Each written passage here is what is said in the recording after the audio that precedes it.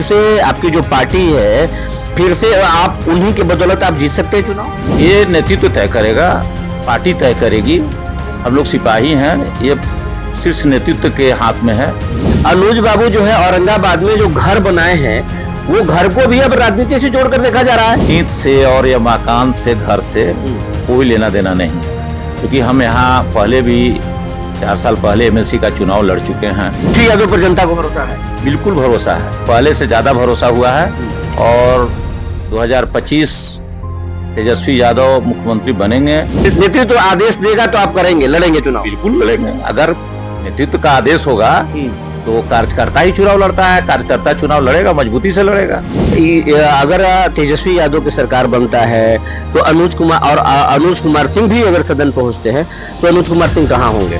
जी नमस्कार, मैं हूं विपुल कुमार और आप देख रहे हैं सूर्य बिहार डिजिटल न्यूज। बिहार में लगभग सियासी बिगुल बज चुका है।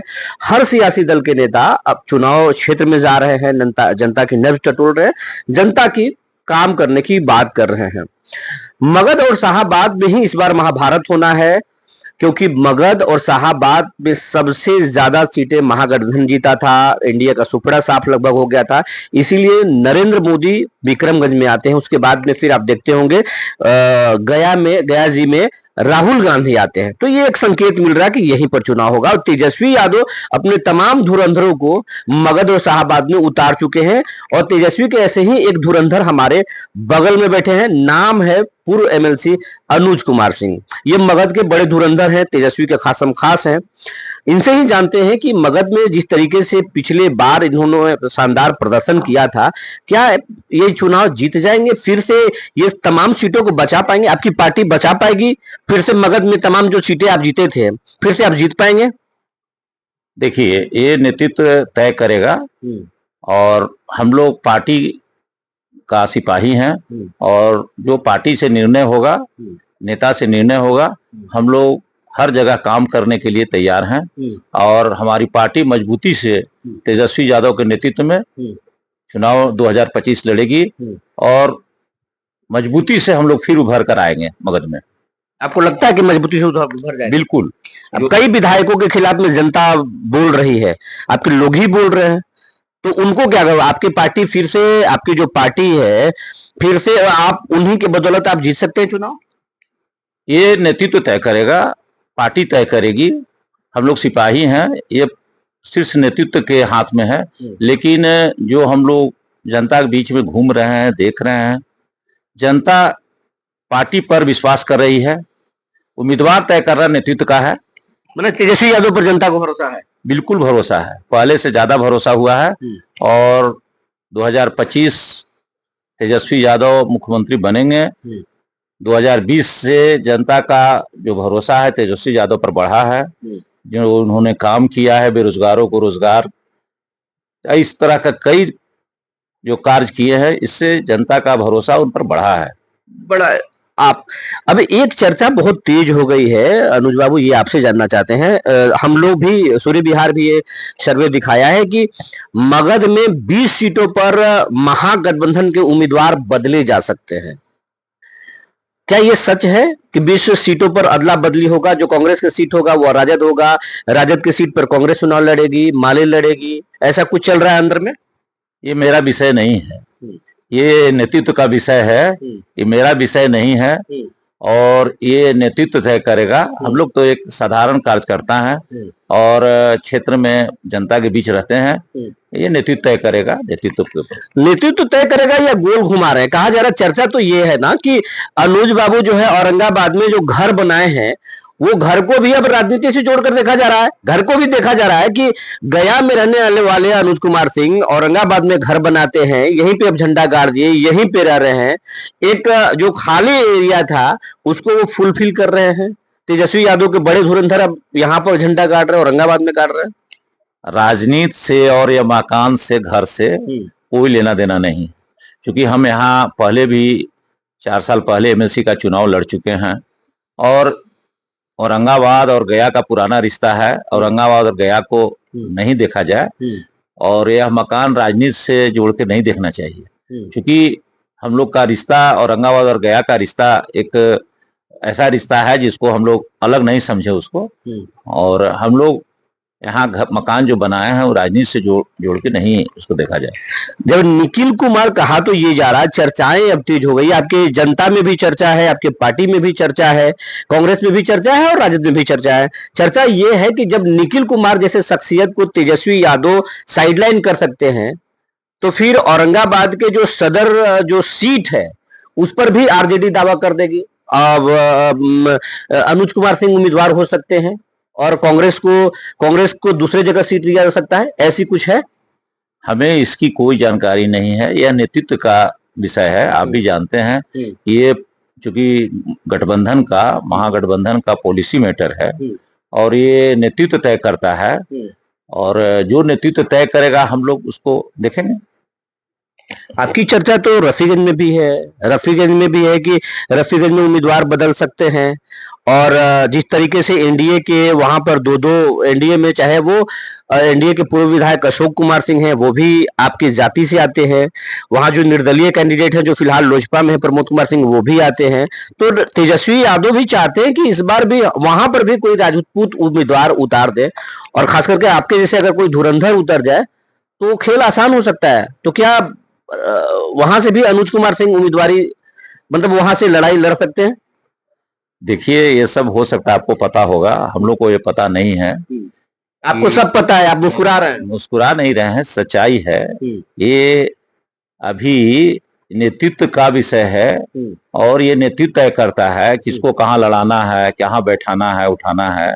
इस विषय हम लोग का नहीं है, यह विषय पर कुछ भी बोलना उचित नहीं होगा। अगर रफीगंज या औरंगाबाद दोनों जगह में से कहीं आपको तेजस्वी अगर भिड़ाते हैं तो कहां से आसान रहेगा आपके लिए? हमको जो जिम्मेवारी मिलेगा पार्टी का, हम लोग उसको निभाने के लिए मजबूती से खड़ा है। मतलब कहां से आप आसानी से चुनाव जीत सकते हैं? मैं आपको बता रहा हूं कि जो भी जिम्मेवारी तेजस्वी जी देंगे हम लोग मजबूती से उसको निभाएंगे और हम लोग एक मजबूत कार्यकर्ता उनका है, हम लोग उनके साथ खड़ा है। नहीं, ये आप गोल घुमा रहे हैं। आपको मैं बता रहा हूं कि अगर आपको रफीगंज से चुनाव लड़ाया जाए या औरंगाबाद से लड़ाया जाए, आपको दोनों में से आसान कौन होगा? देखिए दोनों आसान है, तीनों आसान है, पूरा बिहार आसान है। हमको जो नेतृत्व का आदेश होगा उसको मजबूती से हम अमल करेंगे। मैंने नेतृत्व आदेश देगा तो आप करेंगे, लड़ेंगे चुनाव? बिल्कुल लड़ेंगे। अगर नेतृत्व का आदेश होगा तो कार्यकर्ता ही चुनाव लड़ता है, कार्यकर्ता चुनाव लड़ेगा, मजबूती से लड़ेगा। मजबूती से चुनाव लड़ेगा। पिछली बार जो एमएलसी के जो चुनाव में मामूली वोटों से आप हारे थे, चूक कहां हुई थी अनुज बाबू? क्योंकि हमको ज्वाइन करने में काफी विलम्ब हो गई थी और मैं चुनाव हारा नहीं था। काफी विलम्ब से हम राजद ज्वाइन किए थे और वोटर से मिलने में, साधने में थोड़ी देरी हो गई, थोड़ी सी देरी हो गई।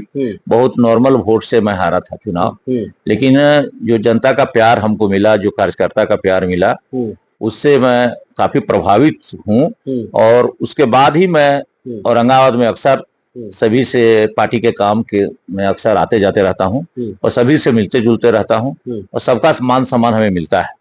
अगर जनता आपको मौका देती है, अगर आपको तो जनता के लिए आप क्या कुछ करना चाहेंगे? औरंगाबाद के लिए क्या कुछ करना चाहेंगे? देखिए औरंगाबाद के लिए जो यहाँ हम लोग जनता से मिलते हैं, जो फीडबैक है, पानी की व्यवस्था, नहर की व्यवस्था, जो ये चल रहा है उत्तर कोयल वगैरह, तो अभी तक स्थल पर पानी नहीं पहुंचा है। सबसे बड़ी समस्या है यहाँ हॉस्पिटल की समस्या है। बड़ा हॉस्पिटल होना चाहिए जो जनता के मानो देखने में मिलता है। जो हॉस्पिटल का छोटा सा प्रारूप है, व्यवस्था नहीं है, उसको मजबूती व्यवस्था हो और वो बड़ा हॉस्पिटल बने। ऐसे सारे कई काम हैं जो जनता के लिए जरूरी है। अगर तेजस्वी यादव की सरकार बनता है तो अनुज कुमार सिंह भी अगर सदन पहुंचते हैं तो अनुज कुमार सिंह कहां होंगे? देखिए अगर ऐसा मौका मिलेगा, नेतृत्व के हाथ में है, अगर ऐसा मौका मिलेगा तो हम लोग मजबूती से काम करेंगे और सरकार बनाएंगे। नीतीश कुमार से भी आपके व्यक्तिगत रिश्ते अच्छे रहे हैं, तेजस्वी जी से तो अच्छे हैं ही, धुरंधर उनके तो आप धुरंधर ही हैं। तो तेजस्वी नीतीश से कितना बेहतर सरकार चला सकते हैं? देखिए, तेजस्वी नीतीश जी के पार्टी में हम लोग जदयू में समता पार्टी के पीरियड से इमामगंज विधानसभा में मेरा घर डुमरिया प्रखंड में पड़ता है। और 1995 में जब समता पार्टी के 5 विधायक थे, उस समय इमामगंज एक जीता था और शुरू से हम लोग उसी पार्टी में रहे हैं। तो पार्टी में रहने से व्यक्तिगत संबंध तो रही जाती है, लेकिन 4 साल पहले हम राजद में तेजस्वी यादव के आने वाले भविष्य में तेजस्वी यादव का भविष्य नजर आता है। हमने 4 साल पहले इनके साथ यहीं औरंगाबाद के मैदान में शामिल हुआ था और तब से मैं इनके नेतृत्व में मजबूती से काम कर रहा हूं। अब तो तेजस्वी के खासम खास कहे जाते हैं। खासम खास कुछ नहीं है, हम लोग मजबूत कार्यकर्ता है। आप उसको खासम खास कह सकते हैं, लेकिन हम लोग एक मजबूत कार्यकर्ता है और मजबूत कार्यकर्ता को नेता पूछता ही है। तो हम लोग एक कार्यकर्ता है, कार्यकर्ता के रूप में काम कर रहे हैं। भरोसा है कि इस बार सरकार बनेगा आप लोगों का? बिल्कुल भरोसा है। पहले से तेजस्वी यादव मजबूत हुए हैं तो भरोसा क्यों नहीं रहेगा। पहले से काफी मजबूत हुए हैं। 20 में 80 सीट था, 110 सीट में महागठबंधन जीता था। थोड़ा सा 10 सीट के लिए वो भी 500,000 कैसे कैसे वोट करके लोग जीत गया, सरकार बना लिया। अब और मजबूती से सरकार बनेगी और तेजस्वी मुख्यमंत्री होंगे।